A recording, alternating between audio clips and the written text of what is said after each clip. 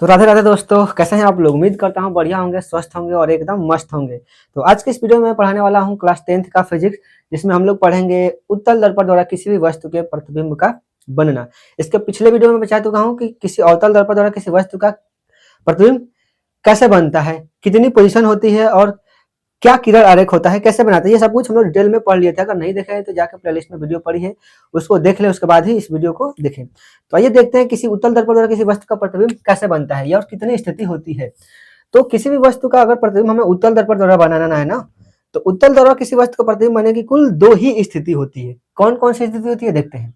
देखिए, पहले स्थिति होती है कि यदि वस्तु को अनंत पे रखा जाए। कहां पे? अनंत पर। यदि वस्तु अनंत पर हो तो देखिए, ये है हमारा उत्तल दर्पण, ये इसका मुख्य अक्ष है, ये इसका पोल है, ये इसका फोकस बिंदु और ये इसका वक्रता केंद्र। तो पहली स्थिति क्या है? यदि मैं किसी वस्तु को इस उत्तल दर्पण से अनंत दूर रखूंगा तो उसका प्रतिबिंब कहां बनेगा, कैसे देखेंगे, ध्यान से देखिए। ये है उत्तल दर्पण, इससे अनंत दूरी पर मैं यहाँ पे कोई वस्तु रख दिया, ठीक, अनंत दूर है ये वस्तु। अगर इसका प्रतिबिंब बनाना है मुझे उत्तल दर्पण द्वारा, हम क्या करेंगे, कम से कम इस वस्तु से 2 प्रकाश भेजेंगे इस दर्पण की तरफ, और वो दोनों प्रकाश दर्पण से परावर्तन के बाद जिस बिंदु पे मिलेंगे या मिलता हुआ प्रतीत होंगे, उसी बिंदु पर इसका प्रतिबिंब बनेगा। तो एक प्रकाश को मैं भेज दिया मुख्य अक्ष के समांतर ऊपर से, मुख्य अक्ष के समांतर जाने वाली प्रकाश की दर्पण से परावर्तन के पश्चात डाइवर्ज हो जाती है। ऐसा ये उत्तल दर्पण है ना, तो क्या हो जाएगा, डाइवर्ज हो जाएगा। लेकिन अगर इसको पीछे की तरफ मिलाया जाए तो ये फोकस बिंदु से जाता हुआ प्रतीत होगा। उसी तरीके से अगर मैं नीचे से एक प्रकाश को भेजूं मुख्य अक्ष के समांतर, तो ये भी प्रकाश डाइवर्ज हो जाएगा, ऐसे बोलो। लेकिन अगर कोई व्यक्ति इसको यहां से देखेगा तो ये पीछे से जाता हुआ प्रतीत होगा, पीछे से जाता हुआ प्रतीत होगा। यानी कि मैं 2 प्रकाश को भेजा मुख्य अक्ष के समांतर, दोनों तो डाइवर्ज हो गई, वास्तव में तो कहीं नहीं मिलेंगी।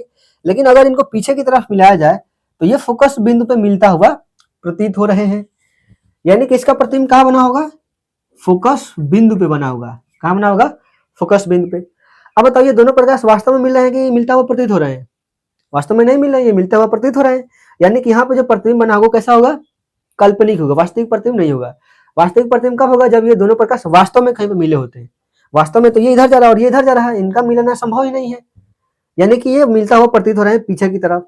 यानी कि ये प्रतिबिंब कैसा होगा, काल्पनिक। और काल्पनिक प्रतिबिंब हमेशा सीधा होता है, ये बताया हूं मैं, ठीक है।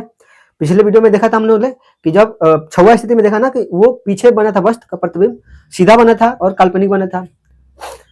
तो यहाँ पे कैसा प्रतिबिंब बना होगा, सीधा बना होगा। और सीधा और हमेशा कैसा होता है, सीधा प्रतिबिंब कैसा होता है, काल्पनिक। तो हम लिख सकते हैं प्रतिबिंब की स्थिति, पहले प्रतिबिंब की स्थिति क्या होगी, प्रतिबिंब की स्थिति कैसी है, प्रतिबिंब की स्थिति कहां बना है, स्थिति मतलब प्रतिबिंब बना कहां है, कहां बना है, फोकस बिंदु पे, यानी कि एफ पर बना है। कहां बना है, एफ पर। इसके बाद हम करेंगे प्रतिबिंब का आकार कैसा है, प्रतिबिंब का आकार वस्तु से बड़ा है कि छोटा बना है, बोलो। वस्तु की तुलना में बहुत ही छोटा बना है, बिंदु आकार का। यानी कि वस्तु से बहुत ही छोटा बना है। कैसा है, वस्तु से बहुत ही छोटा। प्रतिबिंब का प्रकृति कैसी है, प्रकृति कैसी है प्रतिबिंब की, यानी कि नेचर कैसा है इसका। तो ये वास्तविक बना है नहीं, आभासी बना है। क्यों, क्योंकि ये मिलता हुआ प्रतीत हो रहा है, वास्तव में थोड़ी प्रकाश मिले हैं। यानी कि जो प्रतिबिंब बना है वो कैसा है, काल्पनिक है। कैसा है, काल्पनिक। और काल्पनिक प्रतिबिंब कैसा होता है, सीधा, ये याद रखना है। यानी कि अगर किसी भी वस्तु को हम उत्तल दर्पण के सामने अनंत दूरी पर रखेंगे तो उसका प्रतिबिंब कहां बनता है, फोकस बिंदु पे बनता है। कैसा बनता है, वस्तु से बहुत ही छोटा बनता है और काल्पनिक सीधा बनता है, काल्पनिक बनता है और सीधा भी बनता है। आई बात समझ में। ये रहा पहला स्थिति। अब हम देखेंगे दूसरी स्थिति, इसको नोट करो पहले। आ जाओ दूसरी स्थिति देखते हैं मिटा के।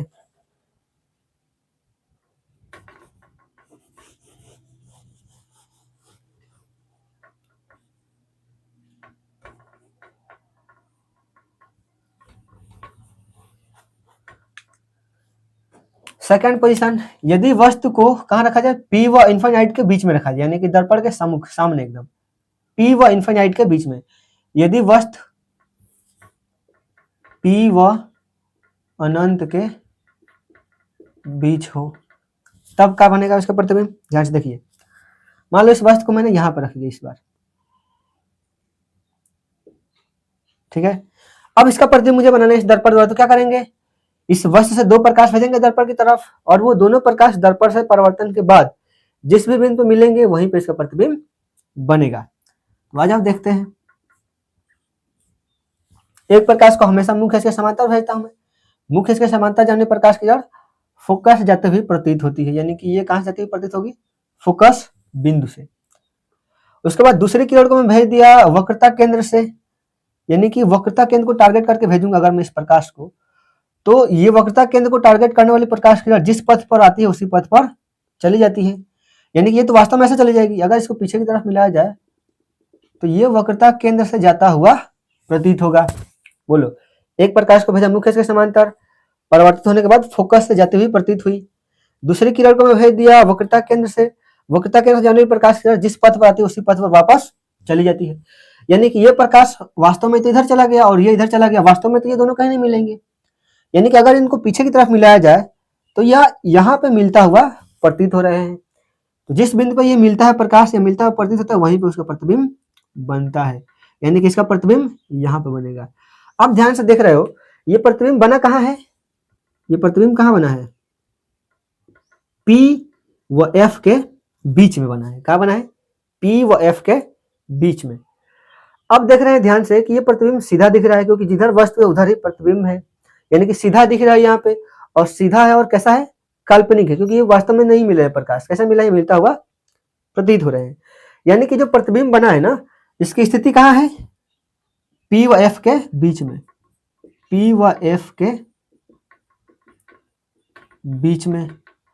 कैसा है, इसका आकार कैसा है, वस्तु से छोटा है कि बड़ा है, वस्तु की तुलना में छोटा दिख रहा है, यानी कि वस्तु से छोटा।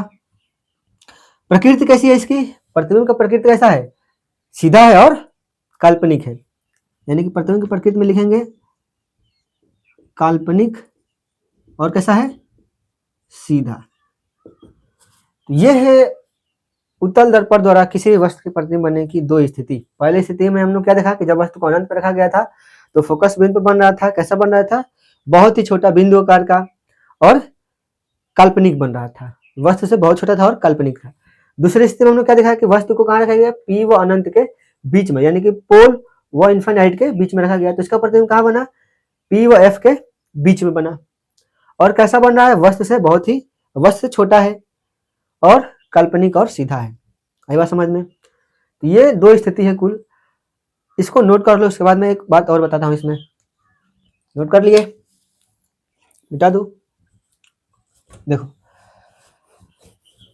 यानी कि हम याद रख सकते हैं कि अगर किसी भी वस्तु को उत्तल दर्पण के सामने कहीं भी रखते हैं तो उसका प्रतिबिंब हमेशा कैसा बनता है, काल्पनिक बनता है और वस्तु से छोटा। दो स्थिति है, दोनों स्थिति में देखा कि वस्तु जो थी, प्रतिबिंब था वस्तु का, वो दोनों ही वस्तु से छोटा था, सीधा था और काल्पनिक था। यानी कि उत्तल दर्पण द्वारा किसी भी वस्तु का प्रतिबिंब सदैव कैसा बनता है, काल्पनिक और सीधा। लेकिन अवतल दर्पण द्वारा ऐसा नहीं है। अवतल दर्पण द्वारा प्रतिबिंब कैसा बनता है, दोनों को मैं समरी कर दे रहा हूं, यहाँ पे उत्तल दर्पण और यहाँ पे अवतल दर्पण। देखो, उत्तल दर्पण द्वारा हम लोग देखा कि दो ही स्थिति थी, दोनों स्थिति में वस्तु का जो प्रतिबिंब था ना, कैसा था, प्रतिबिंब कैसा था, सीधा था, कैसा था, सीधा था, और सीधा प्रतिबिंब हमेशा काल्पनिक होता है, कैसा होता है, काल्पनिक और वस्तु से छोटा। यानी कि उत्तल दर्पण में किसी वस्तु का प्रतिबिंब सदैव सीधा होता है, काल्पनिक होता है और वस्तु से छोटा होता है, कैसा होता है, वस्तु से छोटा। लेकिन अवतल दर्पण में ऐसा नहीं है। अवतल दर्पण हमने क्या देखा कि किसी भी वस्तु का जो प्रतिबिंब है ना, वो वस्तु से छोटा भी बन रहा था, वस्तु से बड़ा भी बन रहा था, वस्तु के बराबर भी बन रहा था, सीधा भी बन रहा था, उल्टा भी बन रहा था, ठीक है ना। यानी कि वास्तविक और काल्पनिक दोनों प्रकार की वस्तु बन रही है, प्रतिबिंब बन रहा था। यानी कि इसके द्वारा प्रतिबिंब ना, देखो कब कब सीधा बन रहा था, हमने देखा कि जब वस्तु को सी के पीछे रखा गया था ना, वक्रता केंद्र के पीछे। जैसे मान लो ये अवतल दर्पण है और ये है इसका वक्रता केंद्र और ये इसका फोकस बिंदु और ये इसका पोल। जब तक वस्तु वक्रता केंद्र के पीछे थी तब तक उसका प्रतिबिंब वस्तु से छोटा बन रहा था। कैसा? छोटा। एक ही केस था जब वस्तु को वक्रता केंद्र पर रखा गया तो इसका प्रतिबिंब वक्रता केंद्र पे ही बना था और वस्तु के बराबर बना था। अब क्या होगा, जैसे वक्रता केंद्र के आगे ले गए वस्तु, तो इसका प्रतिबिंब जो है वस्तु से बड़ा बनने लगा। कैसा बनने लगा? बड़ा बनने लगा। और लास्ट केस हमने क्या देखा, जब वस्तु को एफ और पी के बीच में रखा गया तो इसका प्रतिबिंब पीछे बना दर्पण के और सीधा बना, काल्पनिक बना। कैसा बना? सीधा और काल्पनिक। उसमें वस्तु से बड़ा था। यानी कि अवतल दर्पण द्वारा किसी वस्तु का प्रतिबिंब जो है ना 3 तरीके से बन रहा है। इसका प्रतिबिंब कैसा बन रहा है? पहला स्थिति कि वस्तु से छोटा। कब तक बना? जब वस्तु जो वस्तु थी वक्रता केंद्र के पीछे जब तक थी तब तक वस्तु का प्रतिबिंब वस्तु से छोटा था। ठीक है। अब छोटा भी था, वास्तविक था, वास्तविक भी था ना, वास्तविक और सीधा। कैसा था? सीधा। आई बात समझ में? इसके स्थिति एक और थी, वस्तु के बराबर बना था। जब वस्तु को सी पे रखा गया तो क्या देखा गया कि वस्तु का जो प्रतिबिंब है ना, प्रतिबिंब जो है वो कैसा बना? वस्तु के बराबर। कैसा बना? वस्तु के बराबर। लेकिन अभी भी ये क्या है? उल्टा ही है और वास्तविक है। बोलो।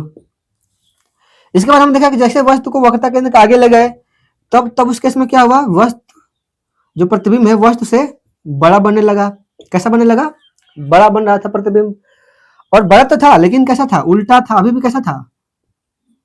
उल्टा और वास्तविक। लास्ट केस में हमने क्या देखा कि जब वस्तु को पी व एफ के बीच में रखा गया यहाँ पे, तब उस केस में लास्ट केस में इसका प्रतिबिंब दर्पण के पीछे बना। कहाँ बना? दर्पण के पीछे। और कैसा बना था? वस्तु से बड़ा बना था लेकिन काल्पनिक बना था, सीधा बना था। आई बात समझ में?